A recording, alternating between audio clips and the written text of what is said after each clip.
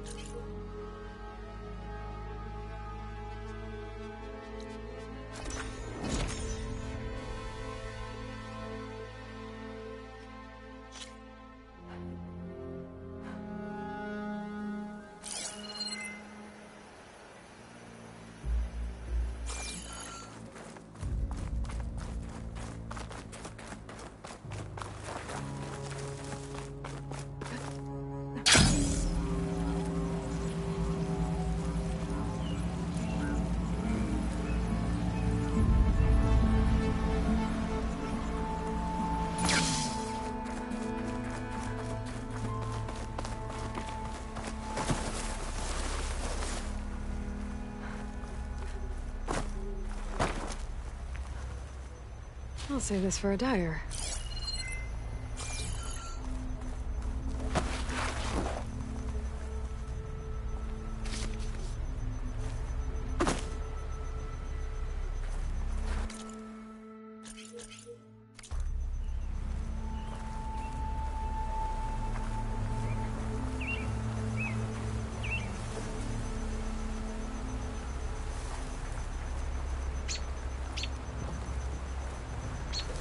This place has seen better days. Carved figure. Looks like some kind of war god.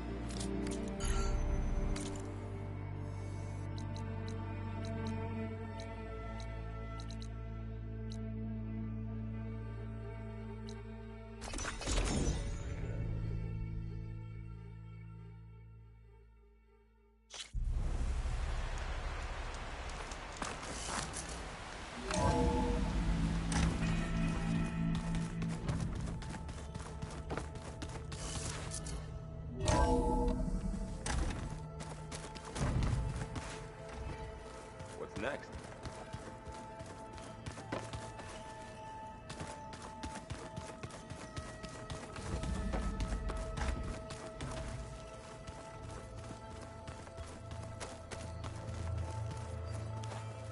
Training to the last minute. A soldier can never be too prepared. Anything new going on I should know about? The Quen has been more insistent than usual, asking about the visions at the Grove. Her pursuit of knowledge is relentless. The Ten would have a hard time fighting her off. Just think of her like one of your chaplains. Yes. Only more persistent.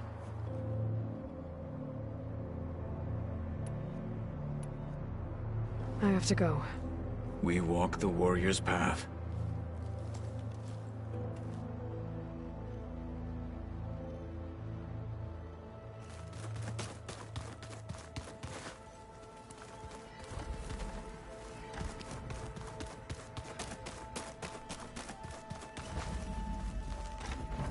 Aloy. Aloy! I'm glad you're here. I wanted to give you this for helping me get the data on Leviathan. I didn't really know what to give you, so I asked Zoe what you might like. Thanks, Alpha. I'll put it to good use. Have you looked through the data we recovered on Leviathan? There is much to sort through still, but I believe we'll be able to get it operational and turn back the floods. And I've given more thought to everything we've uncovered about the ancestors. The Overseers would have us believe they were infallible paragons. But Pharaoh wasn't. Not even close. His greed led to machines that devoured the world. The archive of the Old One's knowledge destroyed, just to erase his mistakes. So, when we learned that Eileen had a hand in covering up hundreds of deaths, I started to think they were all the same. Selfish, egotistical, cruel. But, in the end, it's not that simple. The truth isn't a straight line of ink on a crisp scroll. It's a splatter, smudged and faded on stained parchment. I wish more Quen could see that, instead of looking the other way, or twisting the truth to serve their own schemes. I doubt Bohai would agree with you. No, nor the rest of the Board of Overseers. As Eileen said, it's easier to believe the lie is truth, but it's worth fighting for. And this diviner, at least, won't settle for anything less. For that, I thank you, Aloy. I gotta head out. I'll let you know when it's time to leave for Gemini. I can keep studying in the meantime.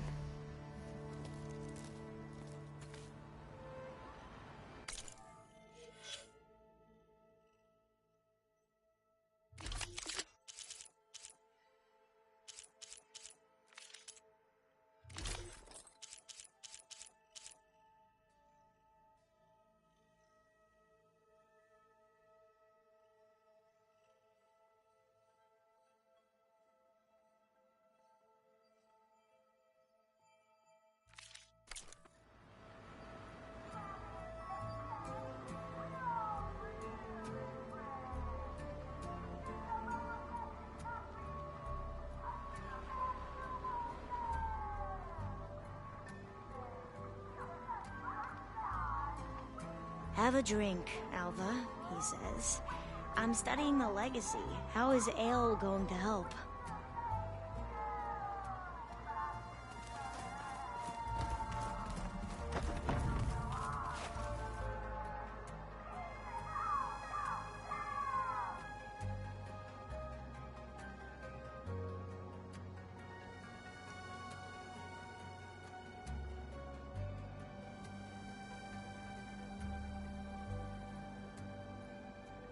Where have I seen this before?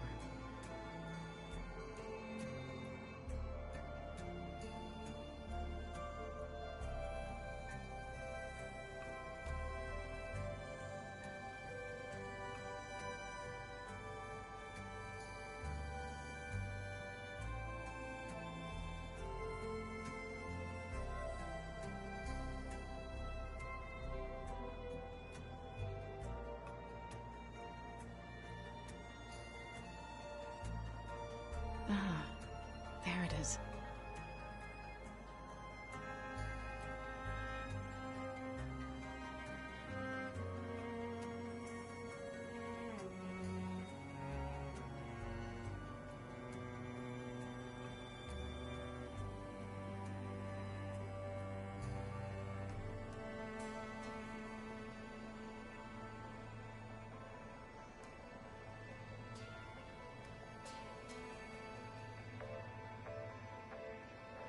Wait.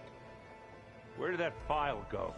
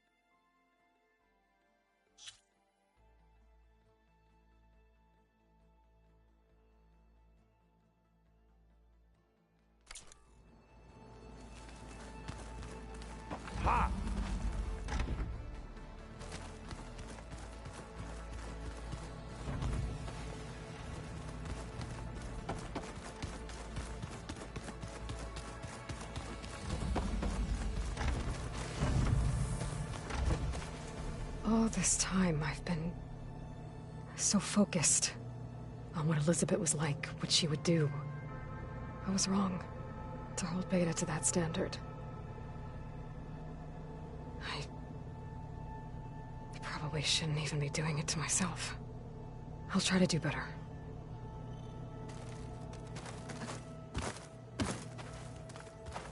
So much of who I am is because of Rost. Even now, he's still teaching me. And he'd probably scold me for taking so long to learn a lesson.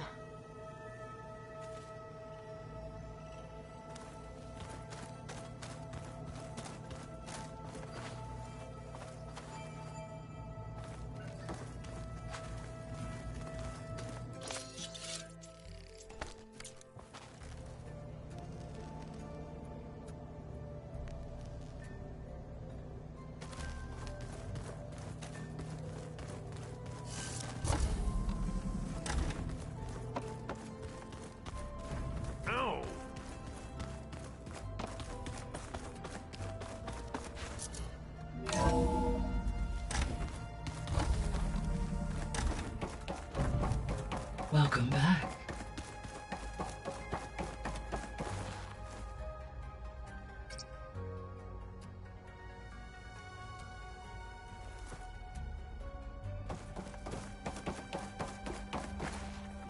Hello, Aloy. Hey, Gaia.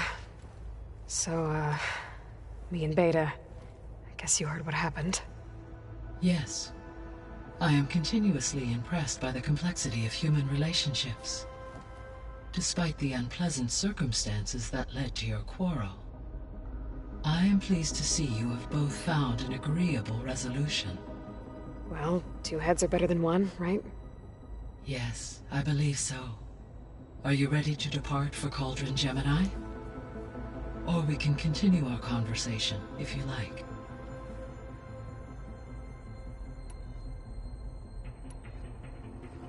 So, about Beta. I never really saw the difference between us, until now. She's been through so much. Completely alone. You have both endured many hardships. Different in almost every respect, yet equally remarkable. I like to think of you as two miracles, born of Elizabeth Sobek. 3, then. Let's not forget about you, Gaia.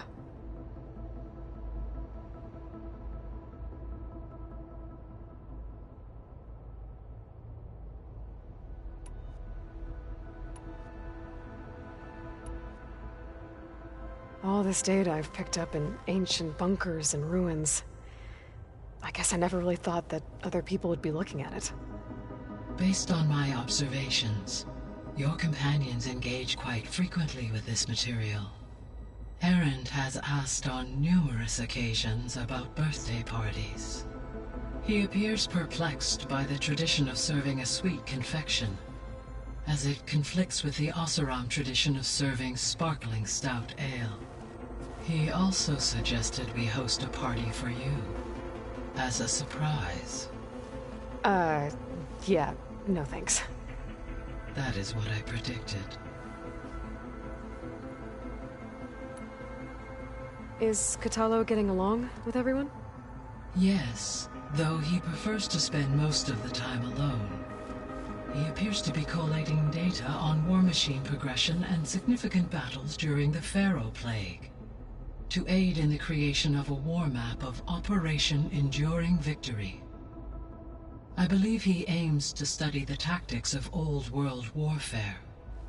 I'd be interested in seeing that. It appears to be a private pastime for him. He has repeatedly declined my offers to assist his research.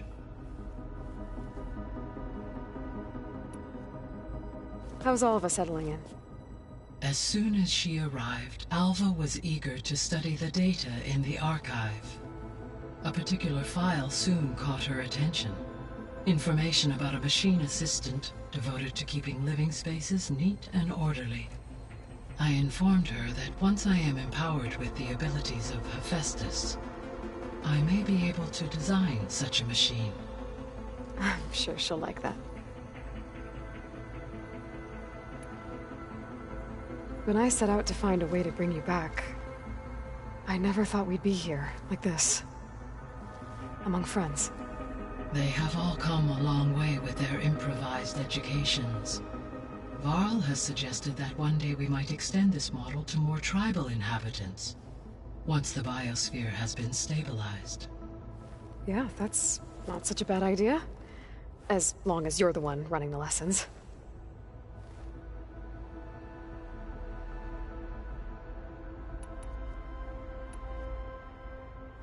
So now that you have Ether, Demeter, and Poseidon, how's the biosphere looking? In the local region, conditions have improved. Superstorms have subsided. Water sources have been purified, and soil conditions remediated. These improvements will stave off environmental collapse for a few additional months. Well, with luck, soon you'll have Hephaestus. Then you'll be able to fix the biosphere for good, right? Correct. I will be able to design and produce robotic agents to permanently reverse the environmental damage that has accumulated.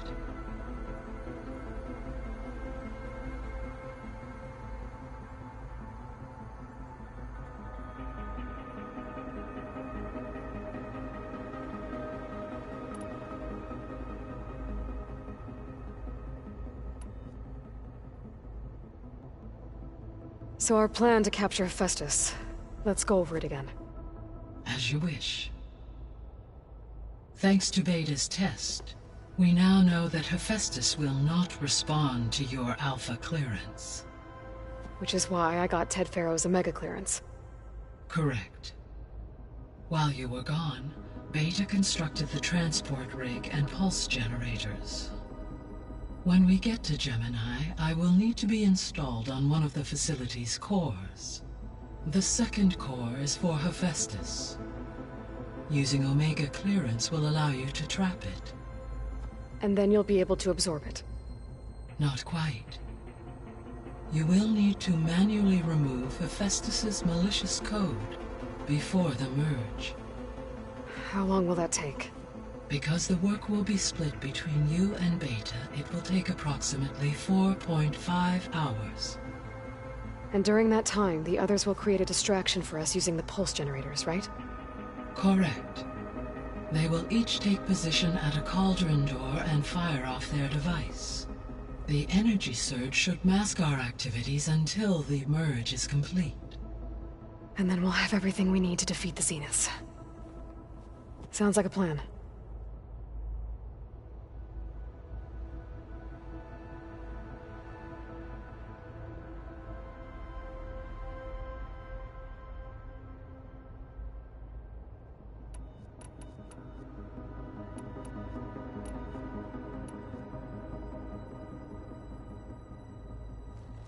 There's something I've been wondering. How could Ted Farrow create a clearance level higher than Alpha? Elizabeth made sure he wouldn't interfere with the project. It is plausible he tasked his own engineers with creating a back door to the Zero Dawn system, without Elizabeth's knowledge. My predecessor did not even know of its existence until he activated it to purge the Apollo database. It is, in effect, a blind spot. One that will allow us to subdue Hephaestus.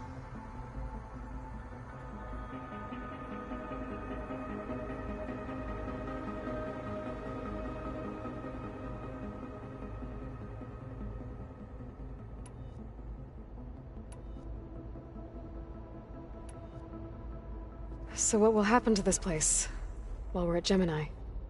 All systems within this facility will continue to operate. As Minerva will no longer be masking this location, the facility will be exposed to detection.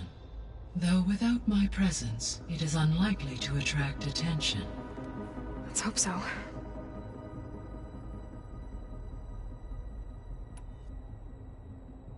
So the facility where I recovered Demeter used to be a Pharaoh agricultural research facility. It's where they created the biomass conversion system, but also adamantine wreath. Did Elizabeth know they were working on that? It is likely she was briefed on other efforts to combat the machine swarm. Though her focus was devoted only to Zero Dawn. That makes sense. But they actually got the wreaths to work. If they've been able to deploy it against the Pharaoh Plague in time... Using the data you recovered on the project, I ran several simulations and have concluded that it would never have worked. In all scenarios, the Pharaoh war machines would eventually hack and deactivate the wreaths before they could contain the swarm. So Zero Dawn really was the only solution.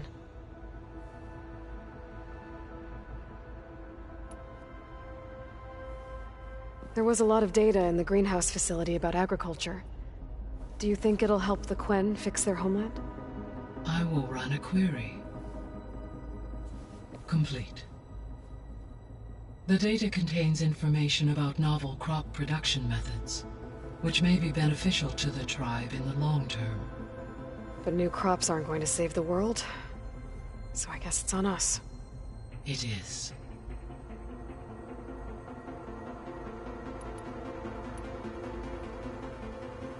So I, found Thebes. What do you think Ted would have done if his life extension treatments had worked? It seems he convinced himself it was his duty to guide future humans. Given the tribal nature of new humans, and his ability to use Omega clearance on the terraforming system, I imagine he would have convinced one or more tribes to worship him as their patriarchal deity. Okay. Yep, glad that didn't happen.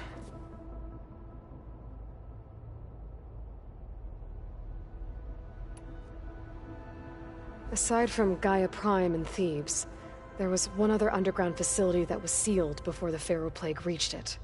Elysium. The place where Zero Dawn staff and their families went to live out their lives. Do you know what happened to it?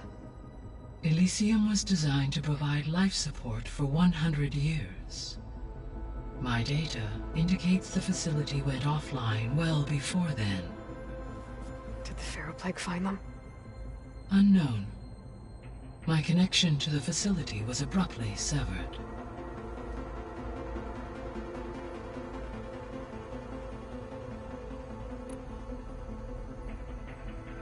Gaia? What was Elizabeth like? Her presence is interwoven with my memories. The moment I came online, she was there. We exchanged greetings, names, then set to our task. It was the first of many conversations. I enjoyed being in her company, listening to her stories. She was my creator, my guide. Your friend. Yes. When I reviewed the data on your focus, I was saddened to learn of her fate, though I am glad she made it home. I deeply wish she did not have to be alone. She was okay with that. She gave all of herself. Did all that she could. Thanks, Gaia.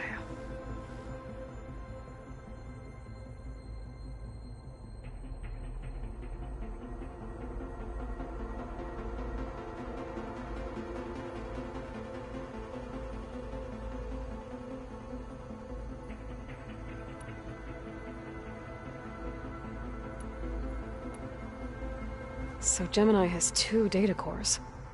I've never seen a cauldron like that. But you mentioned something about seismic activity? When my predecessor attempted to build the cauldron, construction was disrupted by a series of earthquakes. The data core had already been built, but the rest of the facility sustained damage. So, she began again. A second core was built. However, when more tremblers occurred, she abandoned the site. Lucky for us. Are the quakes still happening? No, though they did also create instabilities in other facilities in the region.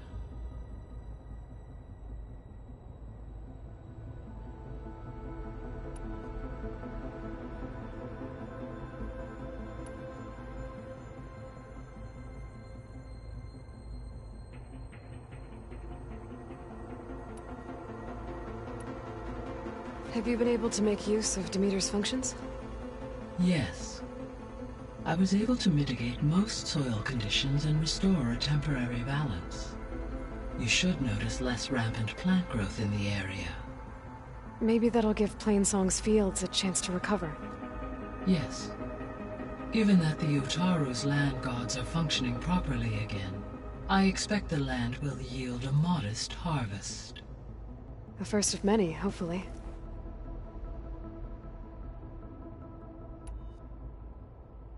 There's something I'm still trying to figure out. Why was Demeter using flying machines to distribute metal flowers? In its deranged state, Demeter was defending itself against a robotic swarm that would devour all plant life. It thought the Pharaoh Plague was still happening? It feared it would come again. As part of its directive of reseeding Earth's vegetation, it sought to protect plant life at all costs. And considering it had 20 years to proliferate, I expect you will continue to find the fruits of its efforts for some time. That's a good thing I have the code to dissolve the vines, then.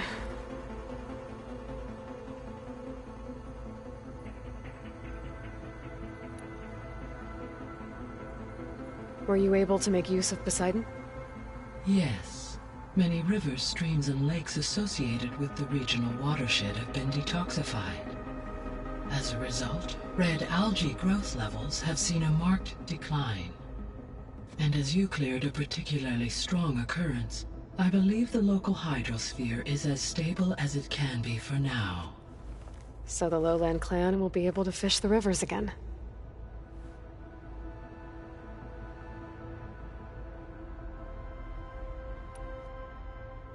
So Poseidon spent the last 20 years hiding out in Las Vegas. From the data I found, it seems the city had an advanced water reclamation system. Is that why Poseidon went there? Most likely. In an effort to protect itself, Poseidon sought out a safe harbor where it could access water supply functions. There, buried and encased in a protective dome, it could guard against any threats. Like 3 Oseram showmen? I suspect that was not the first time it felt the need to repel trespassers.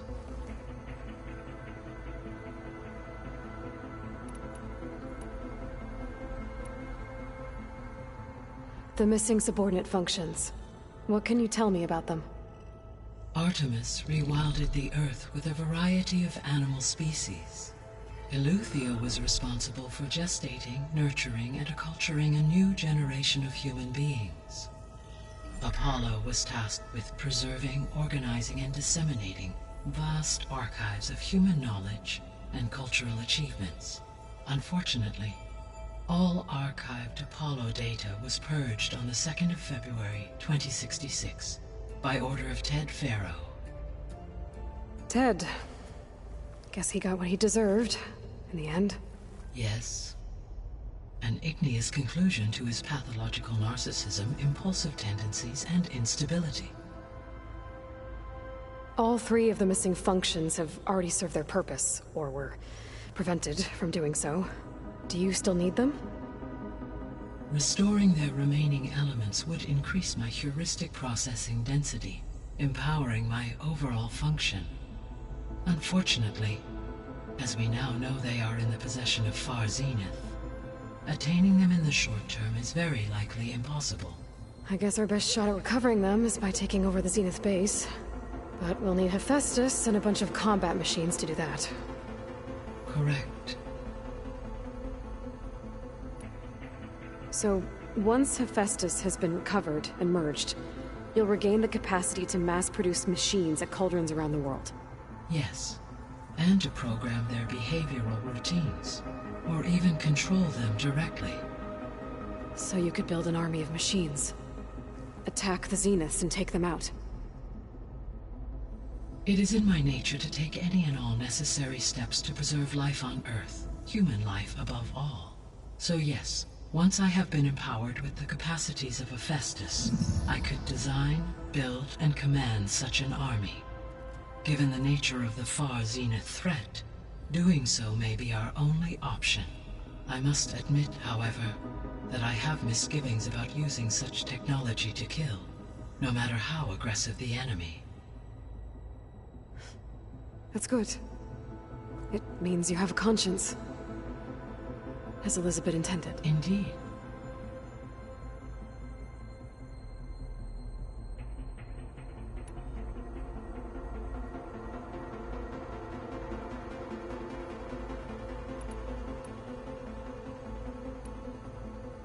Beta believes the Zeniths want to use the terraforming system to wipe out life on Earth.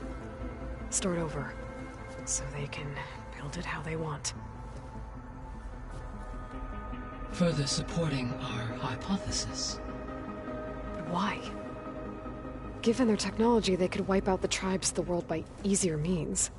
And if they're the same people who left Earth 1,000 years ago, wouldn't they want the biosphere to be as it was? It is likely they adjusted to different planetary conditions in their colony on Sirius. They may be trying to recreate that environment here. Turning Earth into a new Sirius. Their own personal playground.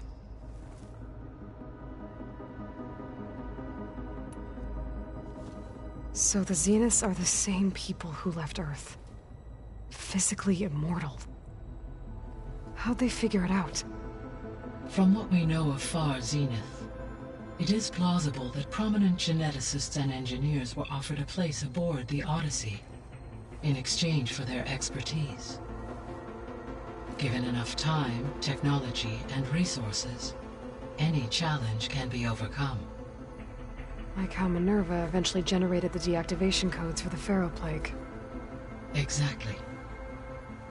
Ted was trying to make himself immortal. Didn't end well for him. For every success, there are many more failed attempts. Some more grotesque than others.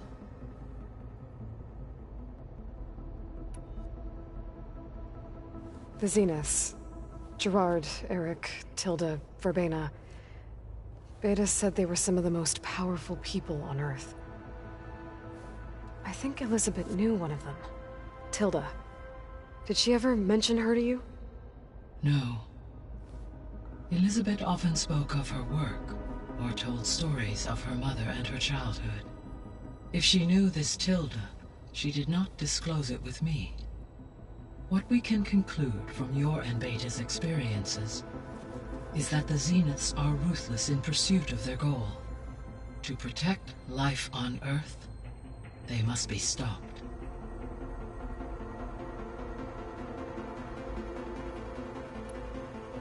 The extinction signal didn't just wake Hades. It made every subordinate function self-aware. Why? I have wondered this myself. So far as I can tell, Hades was the sole target, and the partial sentience imparted to other subordinate functions was incidental. A signal that precise would require thorough knowledge of the system. How could the Zeniths know that?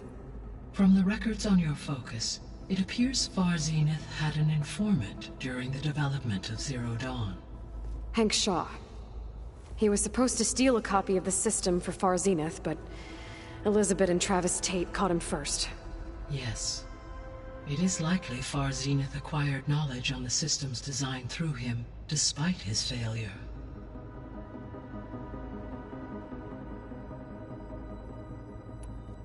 So from what Beta told me, I guess we can assume the Zenith's technology is powerful in all sorts of ways, right?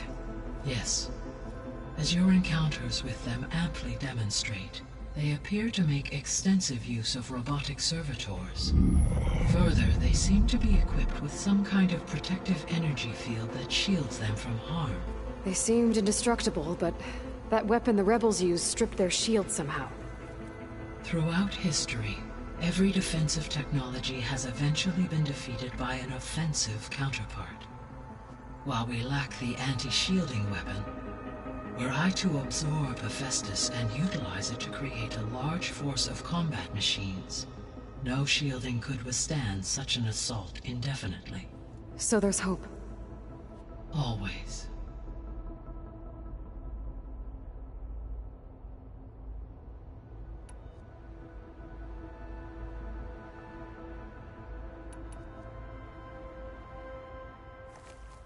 Okay, people. It's time to head out. I'll get everyone together.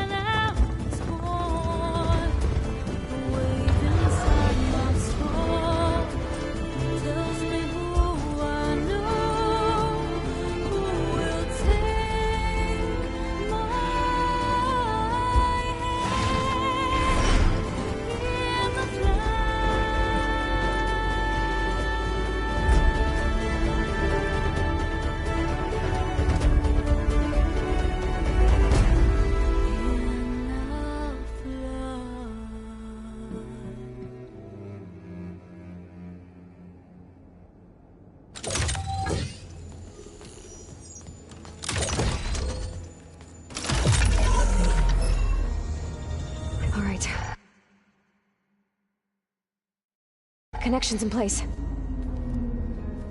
Booting up. Beta, Aloy. I am fully installed on this core and ready to connect to the Cauldron network. It's good to hear your voice.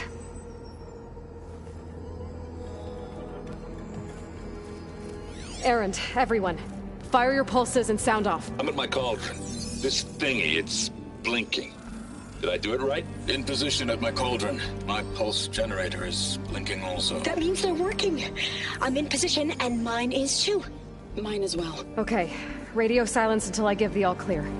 Signing off.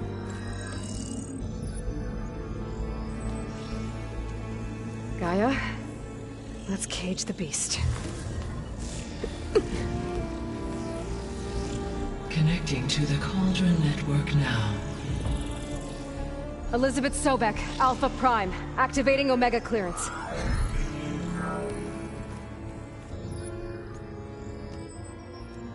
Elizabeth Sobek, Alpha Prime, activating Omega clearance. Clearance confirmed. Initiating containment sequence. Critical threat detected. Imperative escape containment. Applying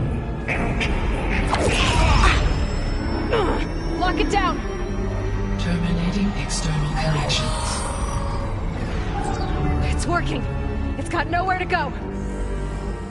Capture imminent. Initiating contingency 13F. Wait, what's that? Malware detected. Attempting to compensate.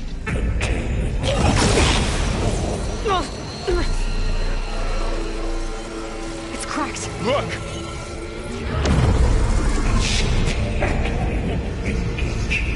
Autonomous defenses. Directive. Neutralize. That means machines are on their way.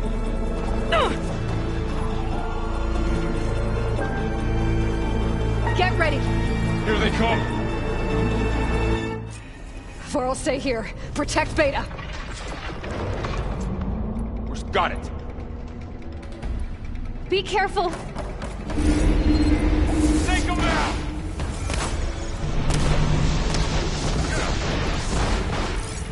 Aloy! I could use some help! Wow! That acid's eating through it! Stay back! Aloy! Help! Get back!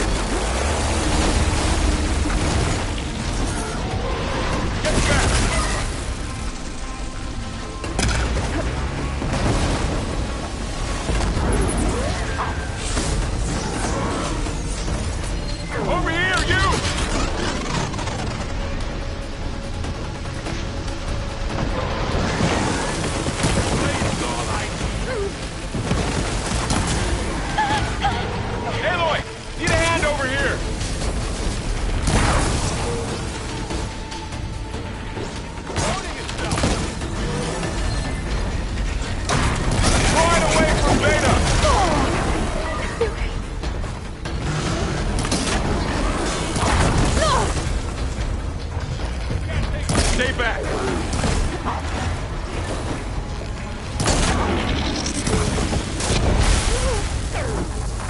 Oh, you're wounded! Get back!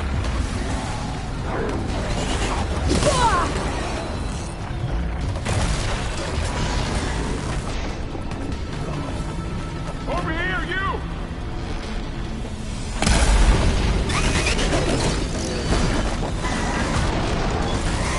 It's really angry! Aloy! Need a hand over here!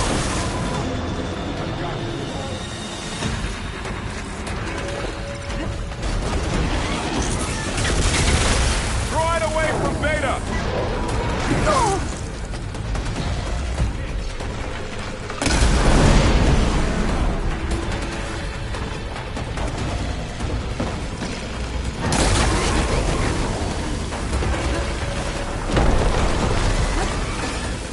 Stay back!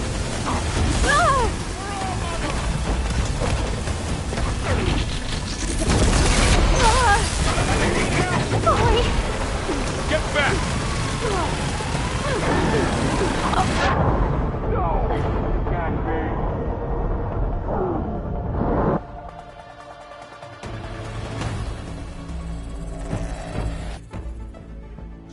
Farrell, stay here. Protect Beta. Got it. Be careful!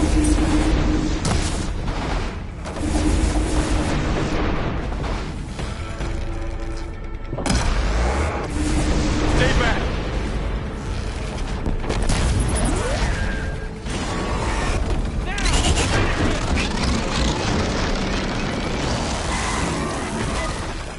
Get back!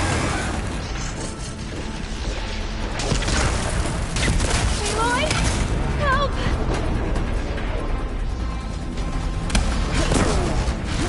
Over here, you!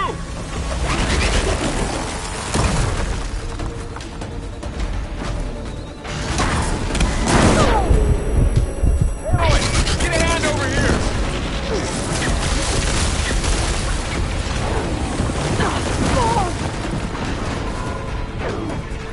Draw it away from Beta!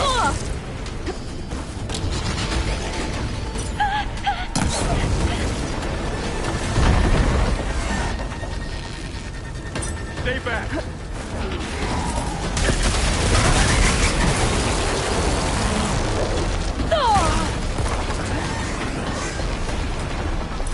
Get back!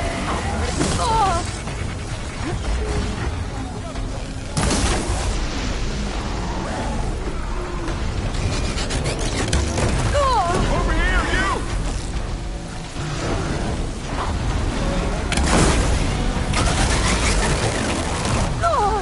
Hang in there, Aloy! Aloy, need a hand over here!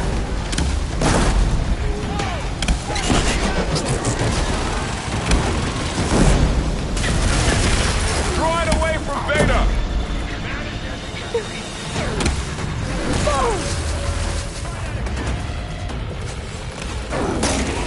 Stay back!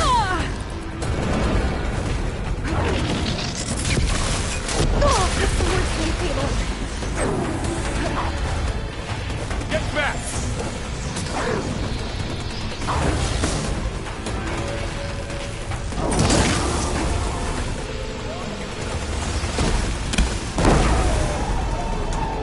It's all them for now.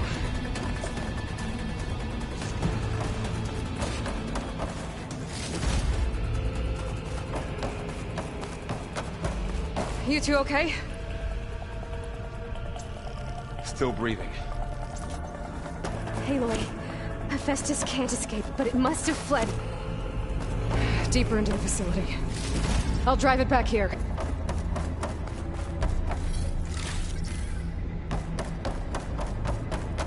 Deeper into the facility. I'll drive it back here.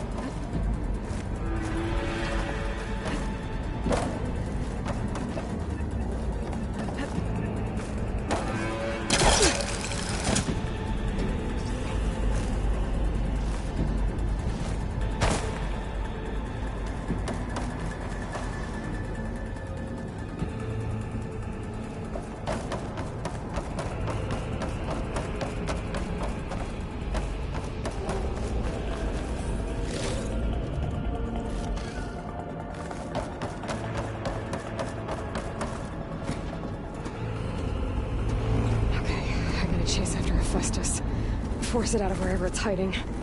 Make it retreat to the core.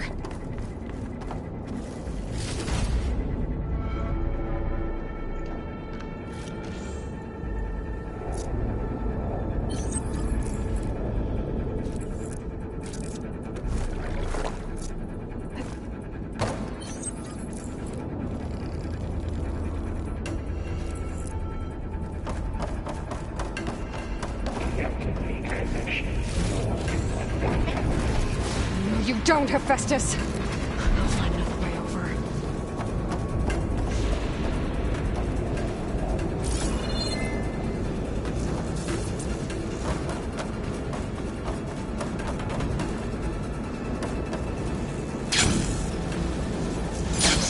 Aloy, I'm patched into your focus feed. You should know there's a huge power draw coming from the next chamber. Thanks for the heads up. I'm almost there.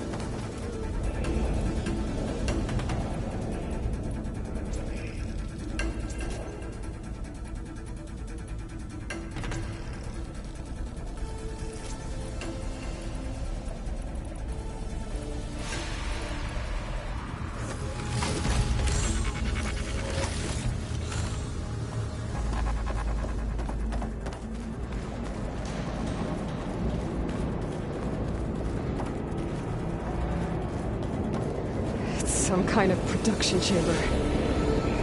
Festus is up to something, all right? What kind of machine is it trying to build? I don't know, but I'm gonna shut it down. I bet those metal carriers will lead me to where it's getting materials from. I bet that's where Festus is hiding, too.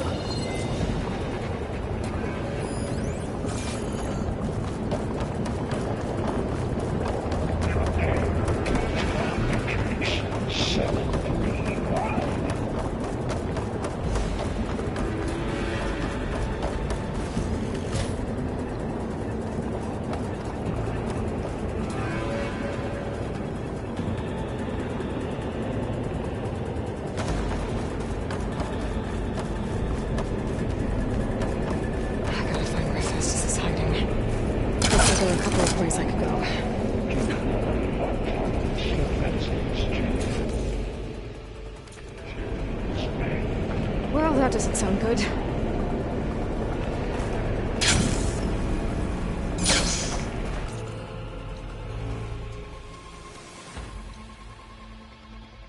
Machines are making a beeline for another chamber. I better follow them.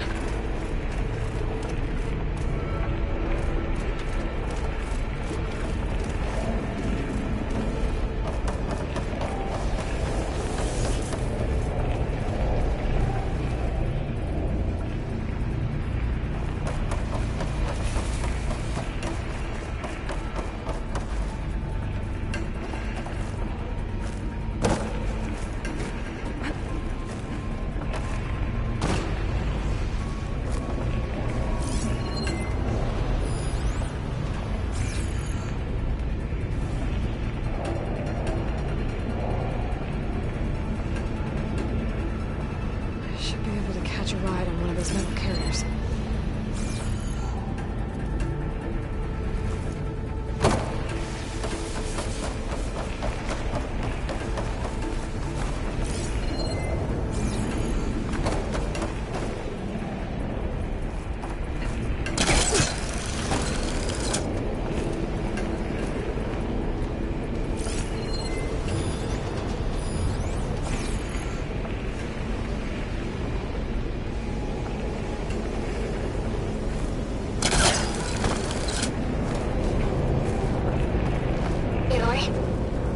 To rewire most of the components in the core, but the energy processor's cracked.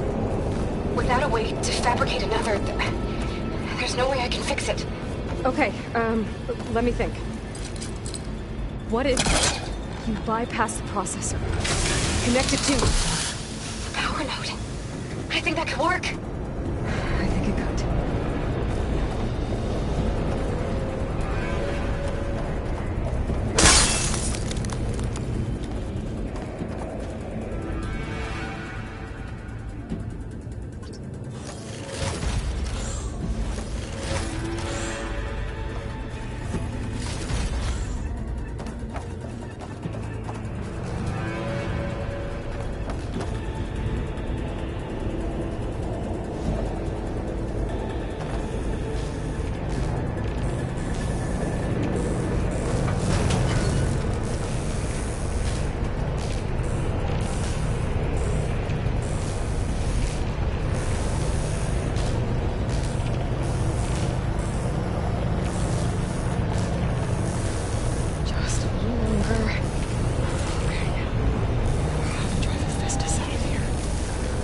should be a node you can override, near the central platform. Thanks. I should deal with these machines first.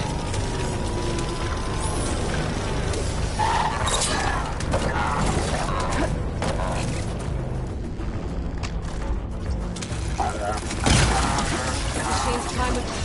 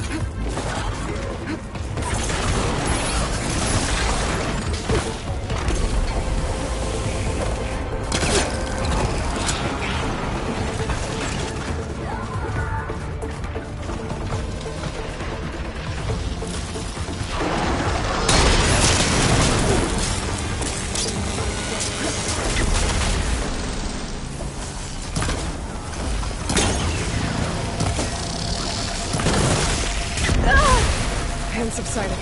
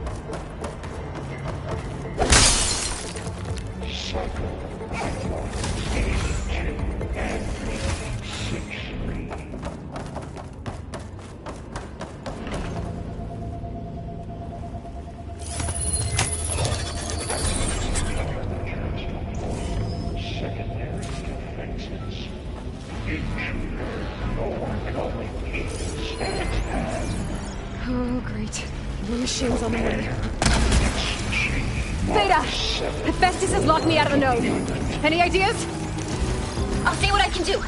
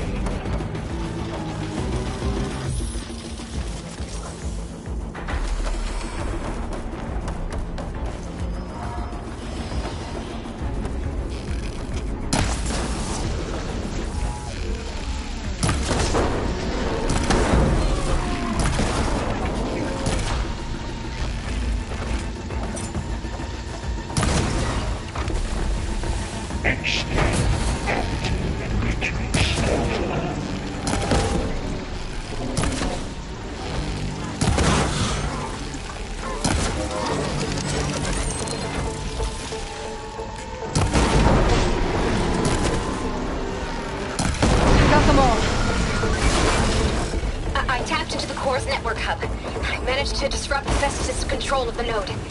You should be able to override it now. Nice. Thanks.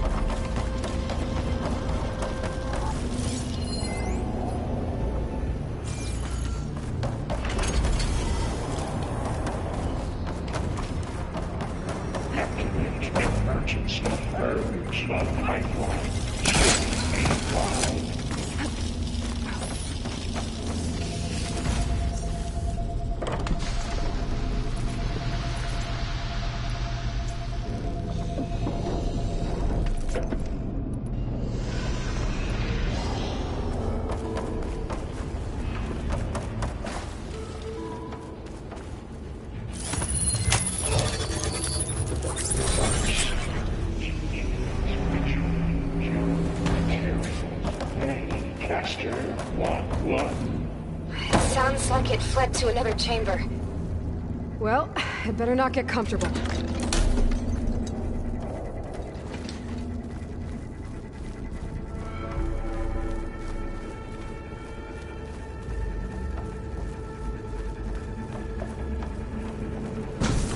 Energy containment failed. Safe for moment. Great. Hephaestus covered the floor with lightning. I gotta find a way over it. Aloy! More machines keep coming! Please tell me you're getting close! I'm working on it. I've been smashing through a lot of machines on my side, too. I guess Aaron's missing out! Anyway, I'm making progress on the bypass, but I need something to hold the cycling module together. Maybe a ligament from one of the machine carcasses? Right. Or some luminous braiding. And you could reinforce it with a conversion cylinder. For increased connectivity! I think think we can do this, Aloy.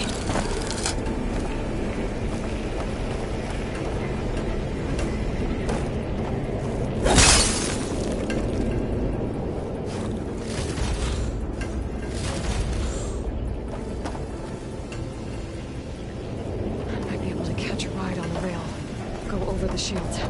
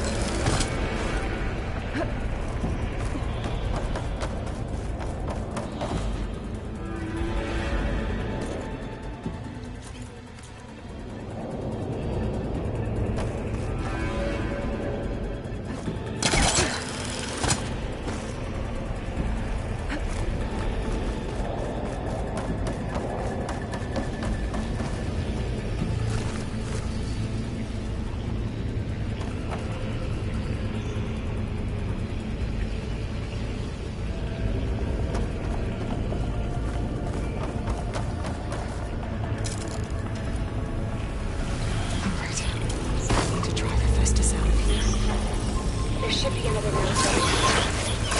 Got it.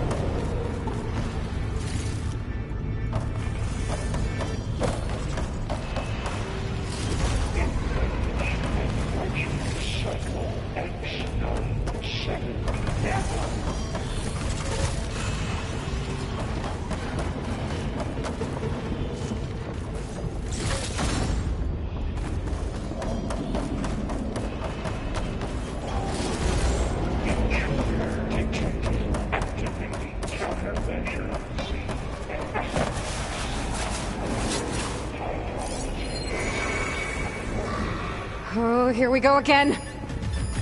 Oh, that doesn't sound good. I'll try to get your access back.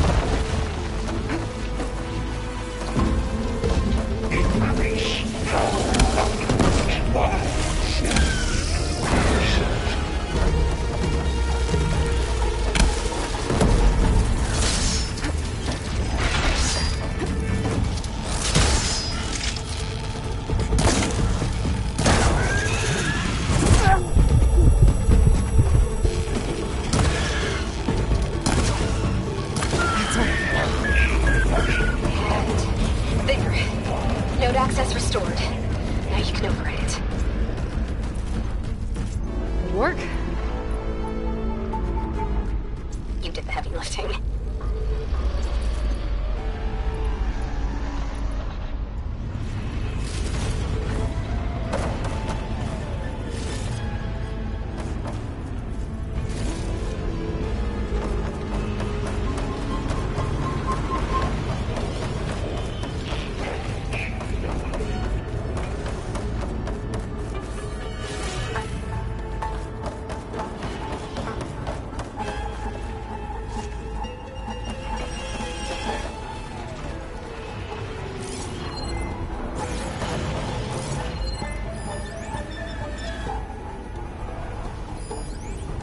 Execute contingency server 8.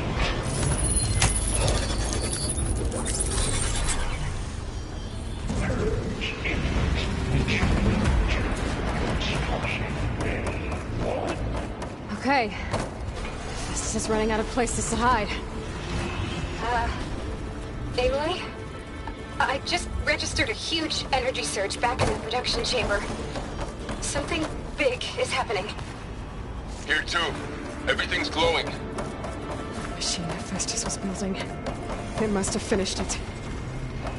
It's powerful, whatever it is. I'm almost done with the core repairs. Should we come to you? Maybe I could distract the machine if...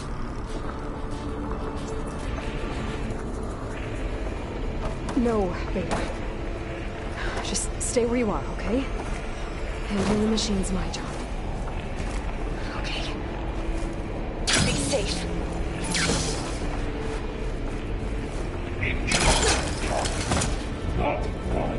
Not capturing repair Coleman Tower. Infiltrating Coleman. Your son Coleman Fire. C1. Disrupting Coleman Tower. Your interference will be terminated. Deploying priority unit S Mark 1. I should scan it first. There's things on...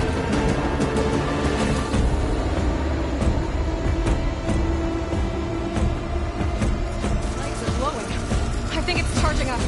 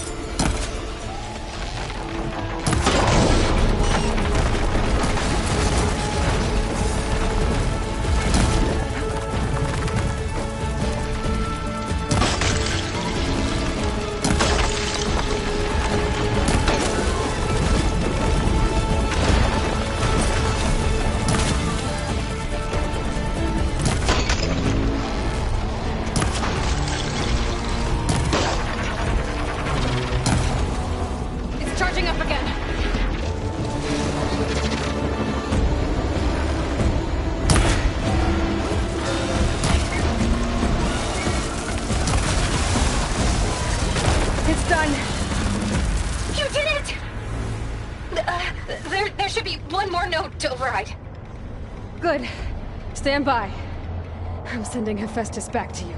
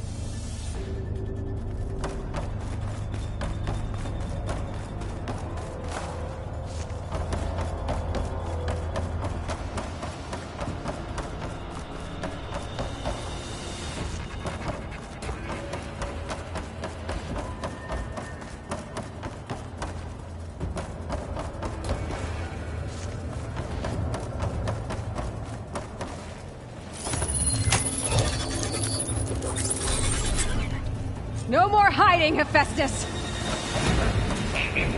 Retreat temple facility core. Got it! Hephaestus is back in the core! Make sure it stays there. I'm heading back. And then we can start the merge. Because of you, Beta. I'm glad you came along. And you, Varl. We couldn't have done any of this without you. Right back at you, Aloy.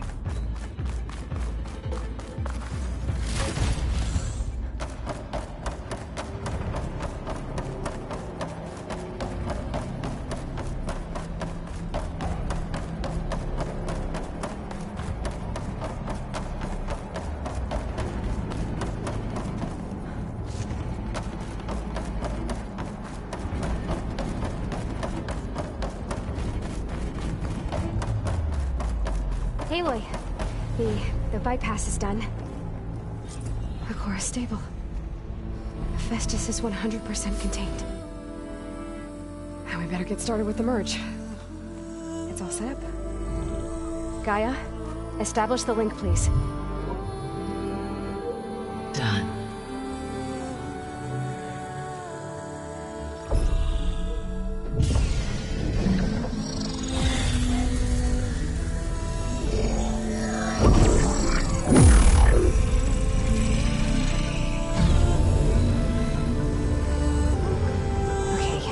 To complete the merge, we need to excise Hephaestus' malicious code. Carefully.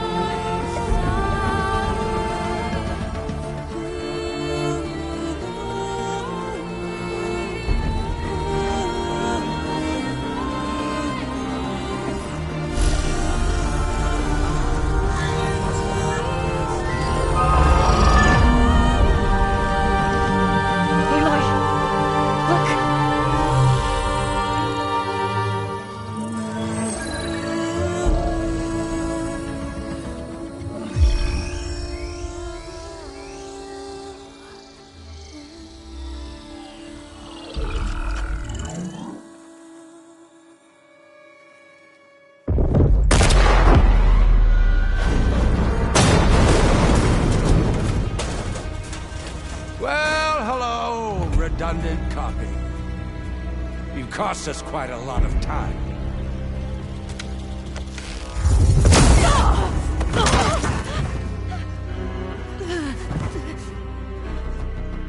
Eric, get Beta. And squash that bug while you're at it.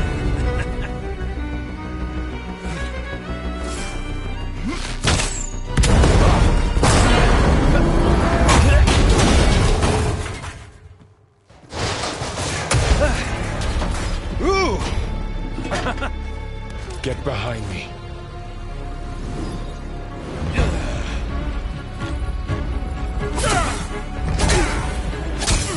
Come on! Quit screwing around. Now we're having fun, right?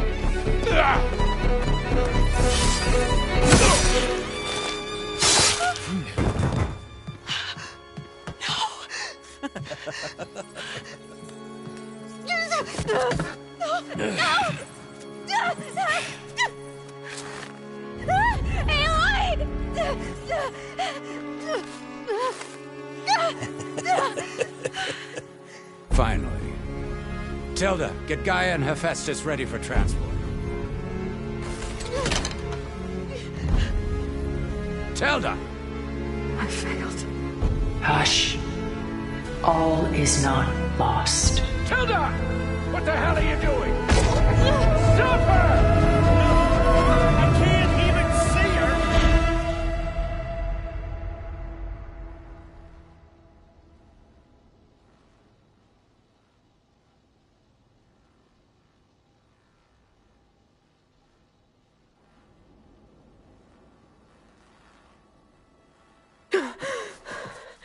Beta.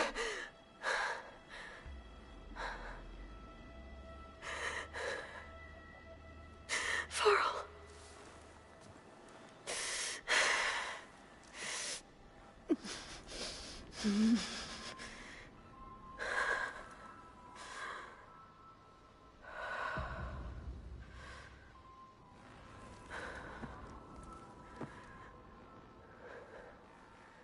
Where am I? Ah, you're awake. You took quite a hit when Gerard attacked you. I imagine you must still be in a great deal of pain. I can assure you that we are safe. The others can't detect us here. You mean the other Zeniths? You must be Tilda. I wasn't sure if Beta would have told you about me. Where is she? Alive. And while she isn't where she wants to be, not in urgent danger. We must discuss how to get her back, of course, after you've shaken off the cobwebs. When you're ready, take the stairs down the hall and come see me. In the meantime, I'll make breakfast. Breakfast. Okay.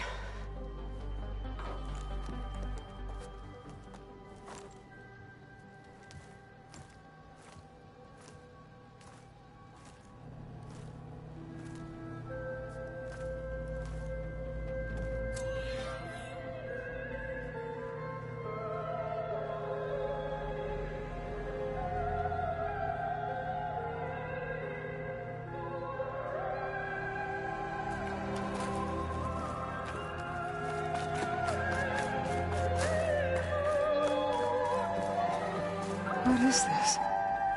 Just a few favorites from my collection. Rescued and stored here just before I went off-world. Take a look, if you like. I'm curious to hear your impressions. My friend is dead. Beta and Gaia are gone, and you want me to look at old paintings? Don't be so quick to dismiss the comfort we can find in art, or the insight we might gain.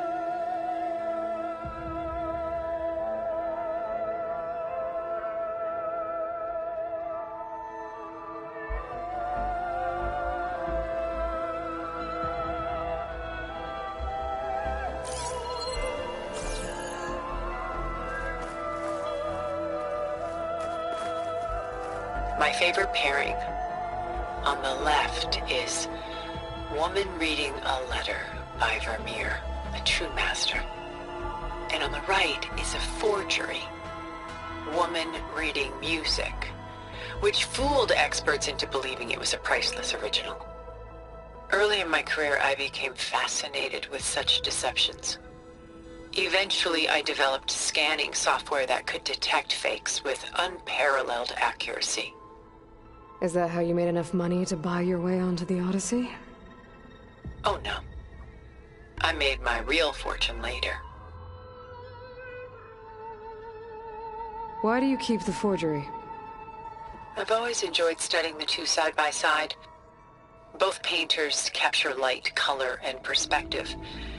But what makes one a masterpiece and the other simply an imitation? The forgery looks sharper? Good eye. The details are crisp.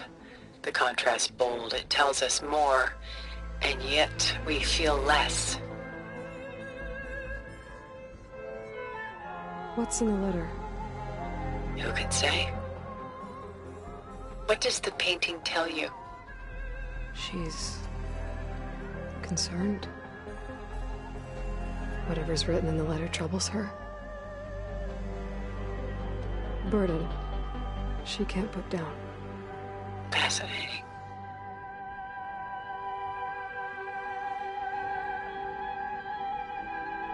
Why go through so much effort to make a fake masterpiece? The forger initially painted under his own name, but found little success. His work was considered unremarkable. But when he took on the guise of Vermeer, suddenly it was celebrated as extraordinary. But it was a lie. And he knew it. Sometimes we struggle to glean what is real and imagined, even within ourselves.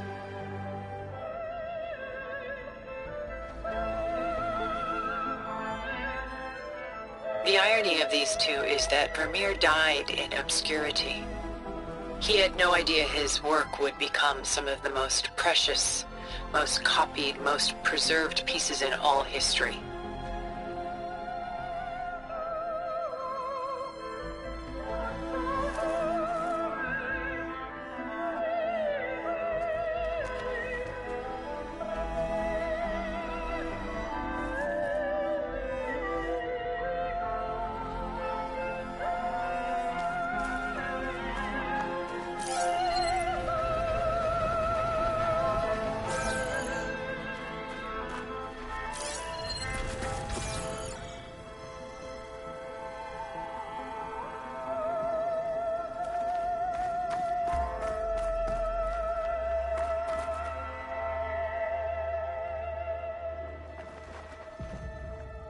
Selene and Endymion. She's the goddess of the moon, whereas he's a simple shepherd. Beside her is the god of love, Cupid. So she's sneaking up on him? More like visiting him in secret. The torch that Cupid bears represents Selene's undying infatuation with him. Though the two must remain apart, her love will forever burn. And why can't Selene and Endymion be together? Selene took a vow of chastity, promising to never take a lover. So when she fell in love with Endymion, she could only visit him at night while he slept. But then wouldn't she be breaking that vow? Think of it as a forbidden love. Though circumstance keeps them apart, still they find a way to come together, however briefly. Aren't Selene and Endymion cold? Perhaps we should move on to another piece. Shall we move on?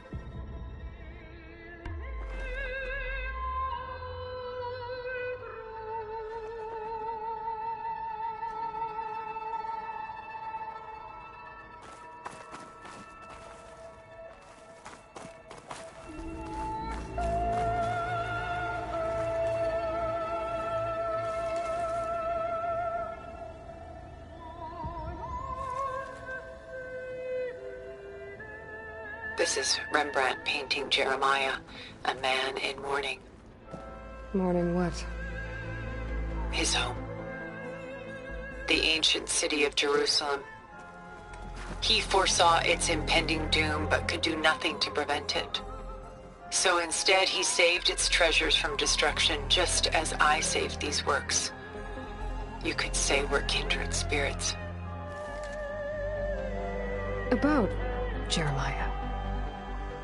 If he knew his home would be destroyed, why didn't he save the people? Why save those relics? He tried, but no one would listen to his warning, so he saved what he could. But how did he know? He was a prophet. He saw an army invade and destroy the city in a vision. So it's more like he calculated which side would win a battle. What matters is that he was right in the end. If not for him, all those wonders would have been lost forever. At least this way, some part of his world survived. You know what I like the most about this piece? Even though he's the sole survivor, his home in ruins, left with only the remnants of his world. The light keeps the shadows at bay. There's still hope. Precisely.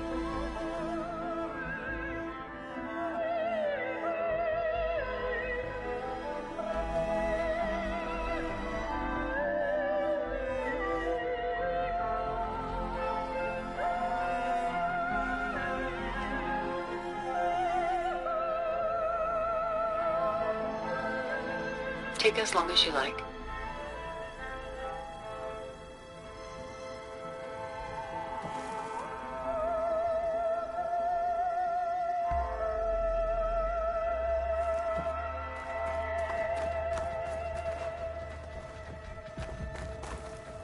A portrait of the painter, Rembrandt's son Titus, depicted in the habit of a monk.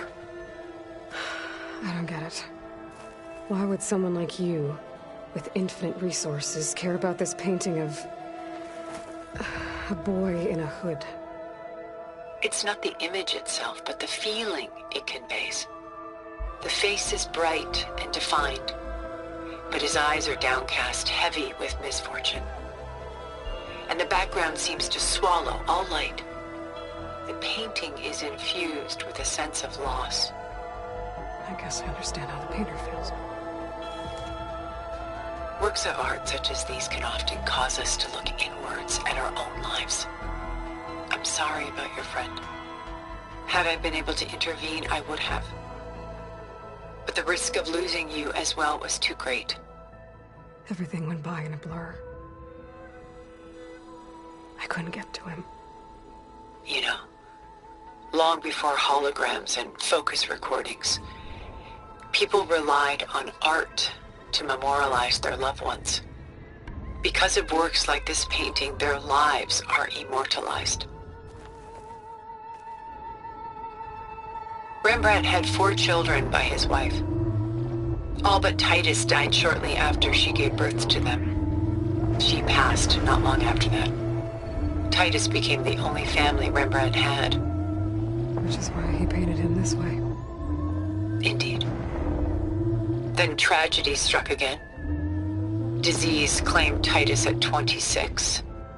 It's almost as if Rembrandt painted the future closing in on him.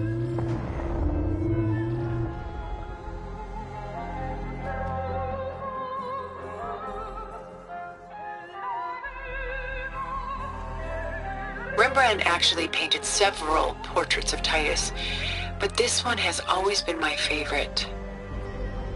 It's honest. What do you mean? In others, Titus was portrayed in brighter, livelier states, but here, Rembrandt allows himself to express his true feelings. Sorrow, fear, hope, love, laid bare on canvas for all time.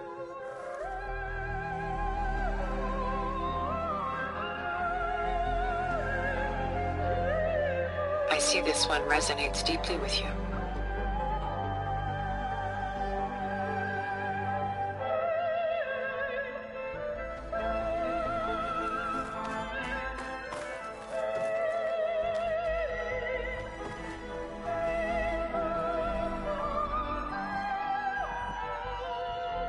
Rembrandt's The Night Watch, by far the most famous painting my homeland ever produced. It was commissioned to honor a militia made up of influential citizens. I guess you must have been an influential citizen. In my day. But not as influential as you've been in this new world. The militia. They look disorganized. Where others painted such scenes in a stiff and stationary manner, Rembrandt chose to show them in action, preparing to march. He wanted them to feel alive. You can almost hear the commotion. Who's the girl in the painting? She's a strange one, isn't she? Bathed in light, though no one is paying attention to her. Many believe she's a symbol of the militia. A physical manifestation of their spirit, if you will. But she's not real? What's real in a painting? She's meant to represent the militia's virtue and victory. But I like to think they underestimate her. She looks as if she's seen something. What does she know? What secrets does she keep?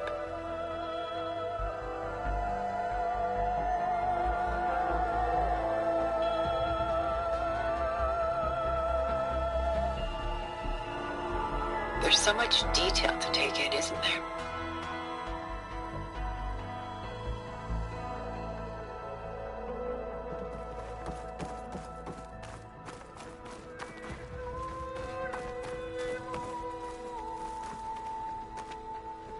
The Gust by Willem van de Velde, the most famous of his many maritime paintings.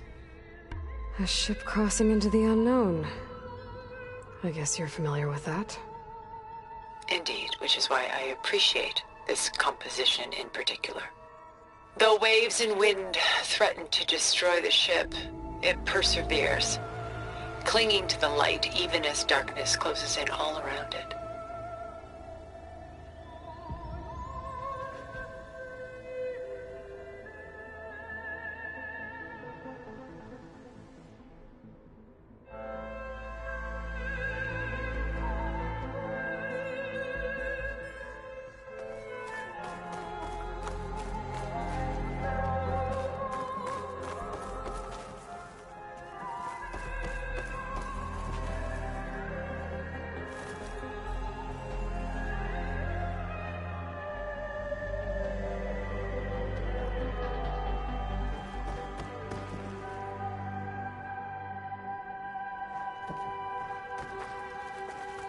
Stunning, isn't it?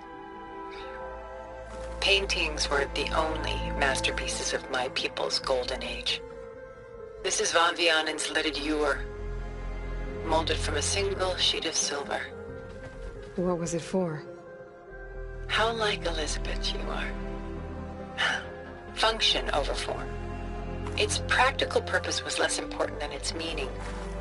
Van Vianen created it in honor of his late brother, who himself was a famous silversmith. A memorial? Yes.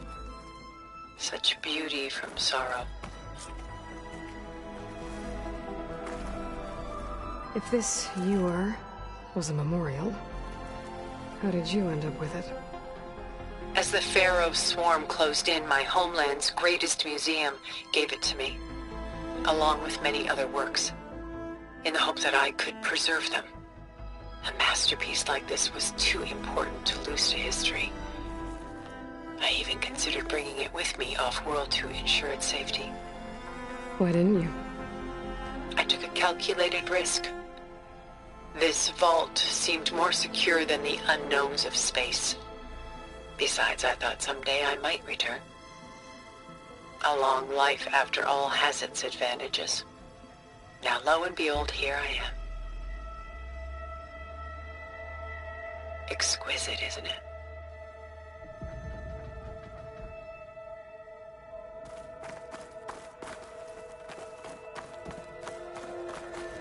A lot of weight on his shoulders. I know the feeling.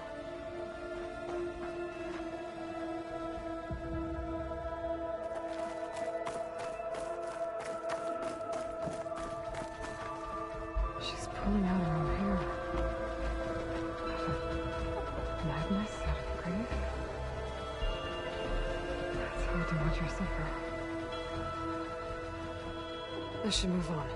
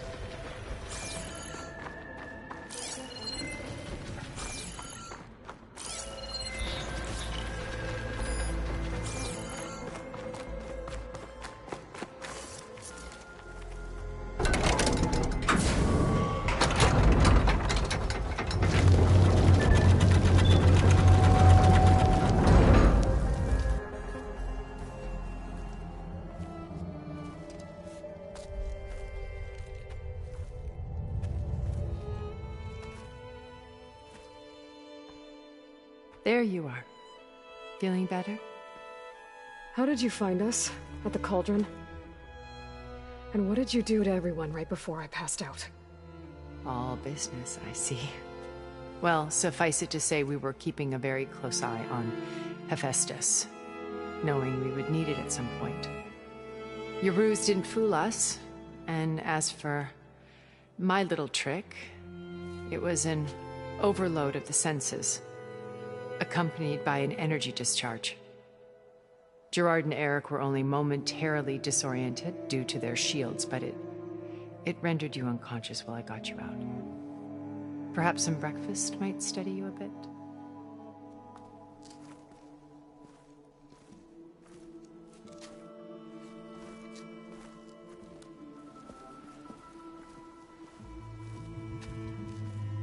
This was your house. The one you recreated for Beta, in the data channel you shared. How perceptive of you. Please, this way. After everything your people have done, you think I'm just gonna sit down and have a chat with you? They're not my people. They never were, and especially not now. You shot off into space with them, and lived with them for 1,000 years before coming back. So what made you suddenly turn on them? Quite simply, this.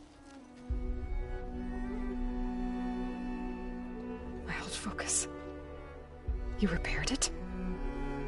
But that means you've seen incredible things. What you've accomplished in 2 decades of life.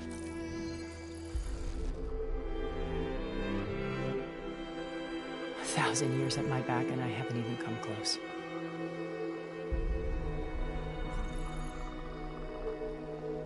I'm sorry if I invaded your privacy, but I had to.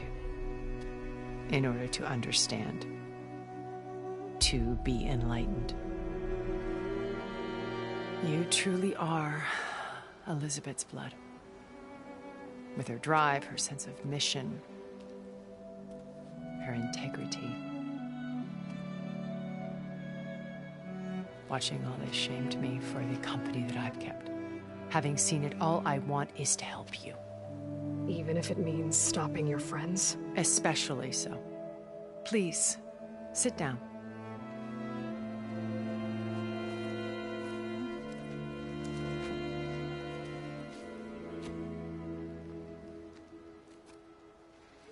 There. That's better. Now, we must recover Beta and Gaia at all costs. By now, you must know that Gerard intends to use Gaia to reboot the Earth's biosphere. Remaking this world to specifications that would only suit us immortals. This process will kill every living thing on the planet. He calls it a clean install. Not if I stop him first. Not if we do. And once he and the others are gone, we can work together to fulfill Elizabeth's dream. I'm sure Beta told you that there's a build of the Apollo database on board our ship. A complete collection of human knowledge. With that and Gaia, we could do everything Elizabeth wanted. Heal the biosphere, educate the people of this world, uplift them. Create the world she imagined. Let's not get ahead of ourselves. From what I've seen, your friends are invincible. I do wish you would stop calling them my friends. And they're not invincible. In fact, a friend of yours has found a way to defeat them. Silence. Oh, he's been a busy bee, building an army powerful enough to crash through Gerard's precious base. Yeah. Regala and her rebels. Even now she's preparing a final march on the Tenakth capital. When she wins, she'll have the entire tribe under her control. Hundreds of warriors and machines to throw at the base. She's been duped. They'll all perish, of course. But it should be enough to break Gerard's defenses and allow Silence to kill him. Along with all the others. Using the new weapon he's developed. Yes, he's found a way to circumvent our shields. Truly an exceptional man. He's planned for everything. Except you and me. You see, while his army is battering down Gerard's doors, you and I will sneak in through a back way. One that only I know about. While Silence and my friends are busy battling each other, we'll take back Beta and Gaia. I told you I want to help you. I mean it.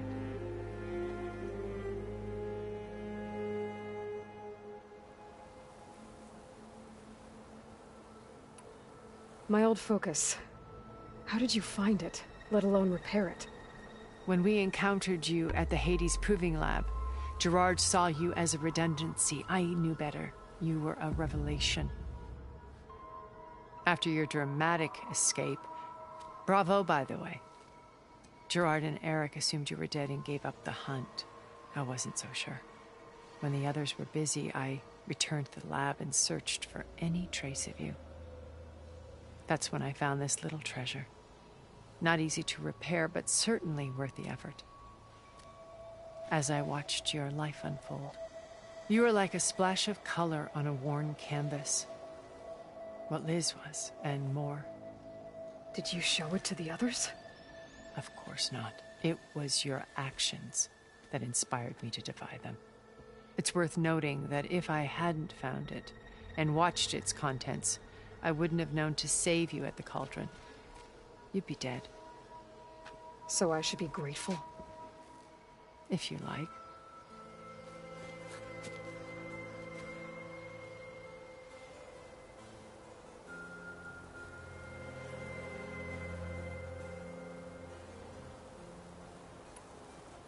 So you know all about me.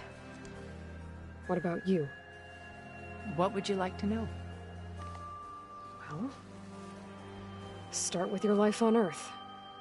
When I was 8, terrorists flooded my home city. Thousands drowned, my parents included. I was one of the few who survived. My guardian sent me to boarding school. Among my peers, I was the strange girl, the orphan to be avoided. All because of circumstances beyond my control. Oh. So we're a lot alike, huh? Aren't we? You were an outcast. But you didn't let that stop you from getting what you needed. Neither did I. I climbed my way out of desolation and used my wits to build a fortune. First, from the technical analysis of art and the detection of forgeries. Profitable expertise in those days. But as it turned out, the software I developed was even more useful for counterintelligence. From there, it was only a short step to gathering extremely valuable intelligence on my own. You were a spy? More like a service one could turn to for information. I had to remain anonymous, of course, to protect my privacy. But despite that anonymity, Far Zenith inevitably sought me out.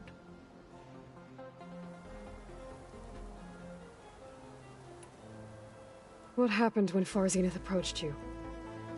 They painted an irresistible vision of humanity's future. One where we need not fear illness or death, where we explored the furthest reaches of the stars and thrived. It was only later that I realized that they only intended to bequeath this future to the rich and powerful. By the time I finally figured it out, the walls were closing in, Pharaoh's machines were devouring the Earth. So I accepted Far Zenith's invitation to a berth on the Odyssey. I wanted Liz to come, but she had nobler plans, as you well know.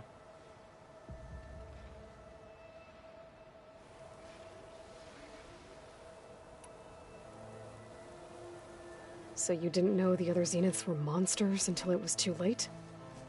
I knew some of them were, certainly. It wasn't until we were off-planet that I understood the true scope of their greed. I was grateful to simply be alive, but The others became obsessed with a kind of effortless immortality. They built a colony where machines serviced their every need, where any memory or fantasy could be endlessly savored in virtual reality. It wasn't life. It was stultifying, a pampered dream state. As the decades passed, I withdrew more and more, alone yet again, but this time with eons to consider my mistakes. Now finally, having met you, I feel like I have a second chance. To do what? Help you, of course. To fulfill Liz's dream, which isn't so different from Farzenith's original vision. A better future for humanity.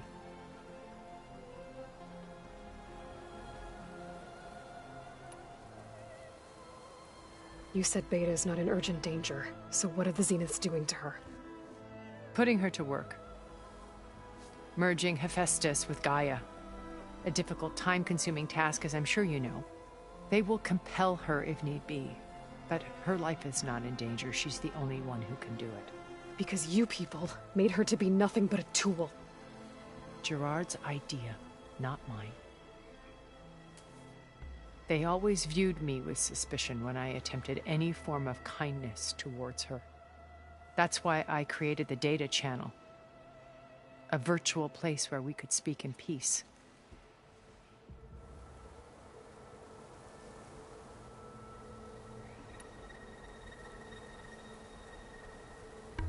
So this channel you shared with Beta, none of the other Zeniths ever found out about it.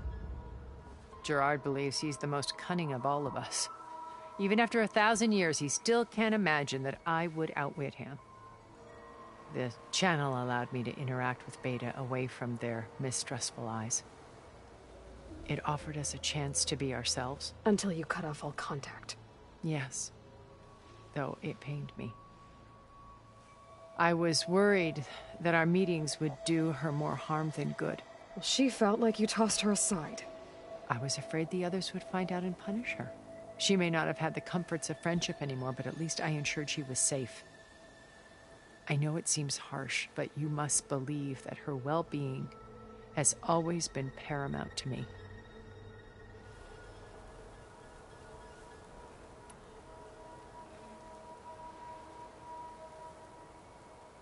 Why did you make the data channel look like this place? I built this house as a shelter to weather any storm. A safe place. Not just for me, but for the art stored below. Cultural artifacts of incalculable value. Truly some of the greatest achievements of human civilization. And you wanted Beta to see them? Yes. Her upbringing was so cold and technical. I thought if she could experience Vermeer and Rembrandt, it would bring something else into her life. A heritage every bit as valuable as the scientific and technical data being drummed into her. I'm sorry I had to cut off contact, but I'll never regret sharing this house with her. She needed its shelter even more than I did.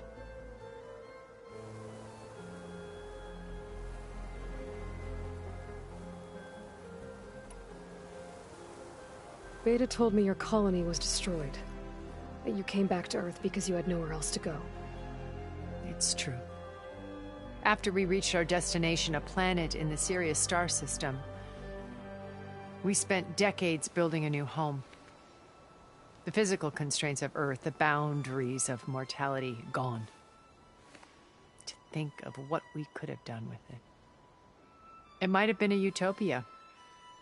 Instead, we stagnated, absorbed in effortless comforts and virtual realities. It took a cataclysm to finally yank us out of our stupor.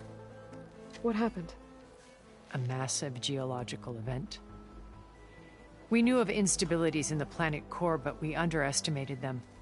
By the time the collapse was upon us, it was too late to stop it. Only a few of us made it to the ship in time. We set course for Earth, the only safe harbor left to us. Which you decided to make unsafe for anyone else. Not me. Gerard. He believes it's better to wipe the canvas clean than work around the smudges. No more primitive tribes, no more combat machines, only a blank slate to do with as he pleases. But we will stop him. All we have to do is get into that base.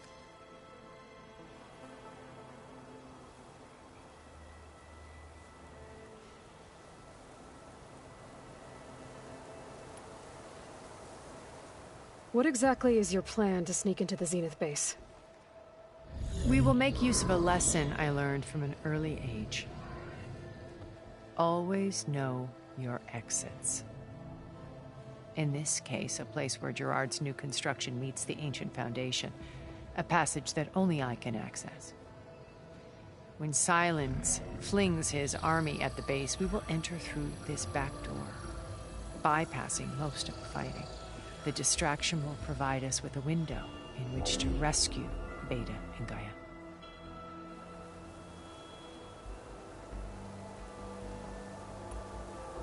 Once we're inside the base, where will we find Beta and Gaia? Here in the command center. By then, Gaia will have been reunited with all of its subordinate functions, including Hephaestus. What about the alpha build of Apollo on your ship? A simple matter of recovery once the others have been dealt with. With that in hand, we'll have everything we need to make this world as it should be.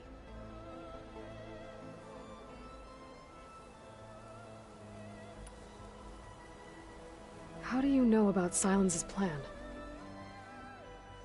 He isn't the only one adept at spyware. You hacked his focus? No, he's too careful for that. But his subordinates? Not so much. He gave additional focuses to the tribals he branded the Sons of Prometheus. The ones working with Regala. By tapping their focuses, I learned about most of his dealings. The distribution of override technology, the arming of Tanakh rebels, and the secret pact with Regala to attack Gerard's base. But how did he come up with a weapon that can take down your shields? That's the one thing I haven't been able to figure out, but however he did it, I'm quite certain it will work. With it and the Tanakh army, victory seems to be within his grasp. Such a shame he'll be disappointed.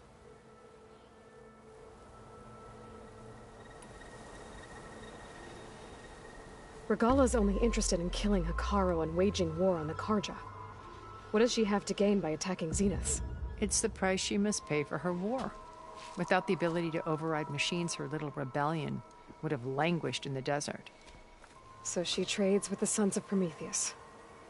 Machines to help her overthrow Hekarro. In exchange for an assault on the base. Pride has deluded her into thinking she can actually survive such a battle. And all without ever knowing who the Sons of Prometheus really answer to. Yet for all of Silence's brilliance, still he underestimates you. That blind spot is what will allow us to take Beta and Gaia right out from under him. While hundreds of Tanakh are cut down outside.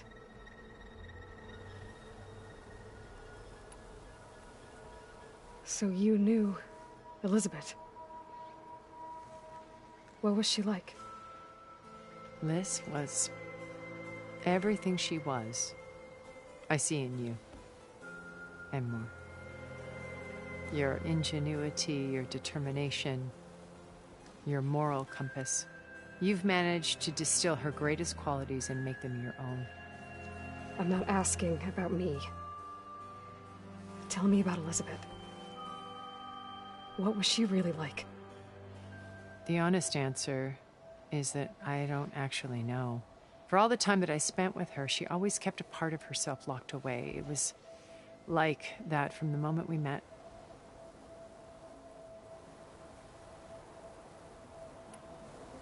So when you met Elizabeth, she was what? Distant? Aloof? Not aloof. Not exactly. It was a summit in Paris about machine learning. A touchy subject in those days. Because regulatory authorities were just starting to clamp down on AIs. Liz gave the keynote address. She had already achieved great renown for her work in automated environmental reclamation. But in her address, she was just starting to imagine the next step. An AI-driven system that wouldn't just act on its programming, but actually take responsibility for its sphere of influence. To care about life, not just follow orders. Revolutionary stuff. I was fascinated. And I wanted to meet her for a long time. I watched her after her talk. She had spoken with such moral authority, such empathy. But after that, she retreated. I could tell she felt uncomfortable with all of her admirers. It was as if giving the talk had cost her something. I didn't want to be a pest, so I planned my approach carefully.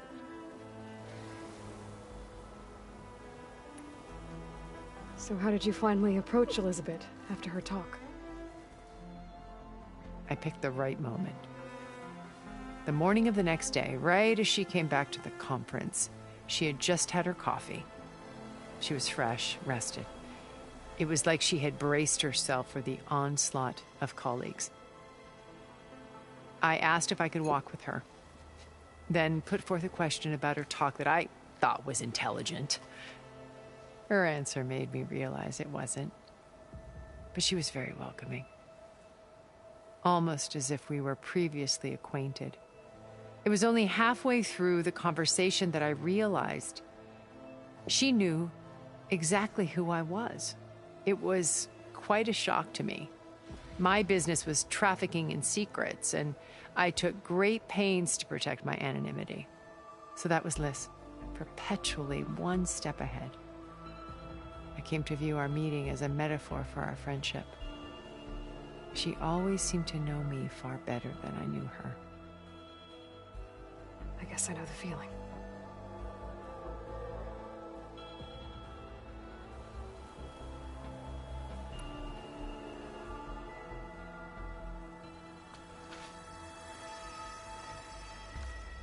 First Varl, now Hikaru and the Tenakth. Your plan would wipe out an entire tribe. There has to be another way. We are in an admittedly desperate situation, but I assure you there isn't. Remember Zero Dawn. Elizabeth's sacrifice. Sometimes many have to die for a new world to grow. If it looks impossible, look deeper. Wait. The data channel. It still exists, doesn't it? I need you to open it. Let me talk to Beta. Impossible. We might be detected. It's worth the risk. There is another way, one where the Tenakth survive. But we won't. If the others... If you want to help, open it.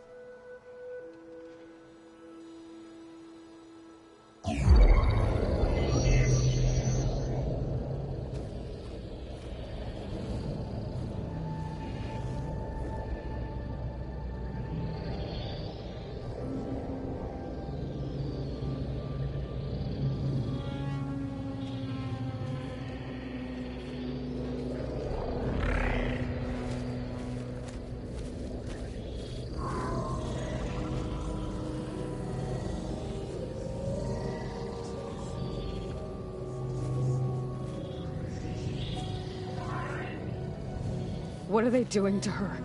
Virtual reality dissociation. The manual merge of Hephaestus will take hours upon hours of tedious micromanagement. If she resists the work, they run simulations to induce feelings of isolation and despair. Beta, can you hear me? You're alive. They're watching me. I can't hold up this extra protection for long. You should have killed me. No. No, look at me. I'm coming for you. I promise. Okay? I just need you to hold out a little while longer and work on the merge.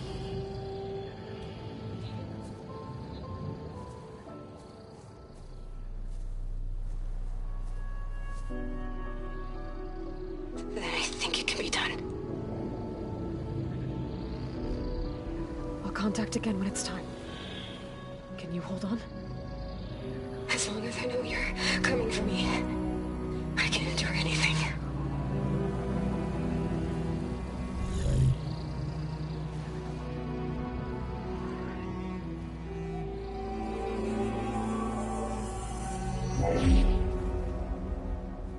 All right. I did as you asked. Now I think you need to tell me what you're planning. I'm going to take Silent's army away. I don't need it. Only the weapon he made to penetrate your shields. And how do you propose to get it? Ask him nicely? Without Regala and her rebels, he won't have a choice. We'll be his only option. Only option for what? What did you tell her? That is between me and my sister. Will be Silent's only option for crashing that base. I'll tell you the rest later. But first, there are a couple of things I have to do. Oh. And what are those? Lay my friend to rest. And then I'm going to use the override that Beta gave me at Gemini to put an end to Regala's rebellion. From the air. Wait. Since you insist on doing things your way, I know of something that will truly help you make a grand entrance with the Tenakth. The ancient Horus Titans still possess electromagnetic energy cells as part of their arsenal.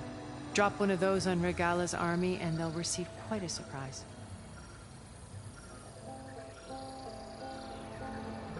So go, do what you must.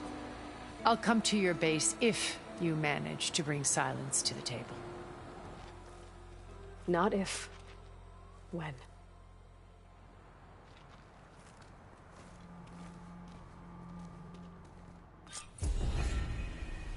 Erend, are you there? Aloy! Aloy, is that really you? Yeah, it's me. Where's everyone else? We're all... We're back at base. What happened?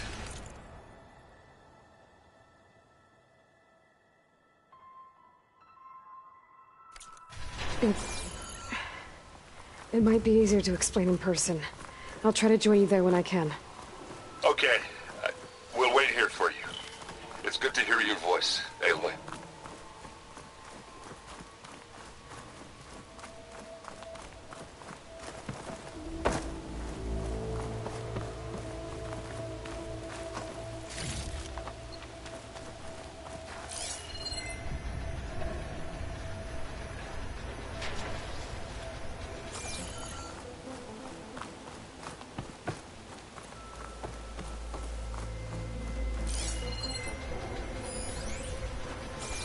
Just to let you know, I'm now patched into your focus network. Great. I take it the other Zeniths can't hear us? Of course not. And they don't know about your base either, in case you were wondering. I've sent you data on the Horus energy cells you can use against Regala's forces. Reach out to me when you're ready to acquire one. Understood.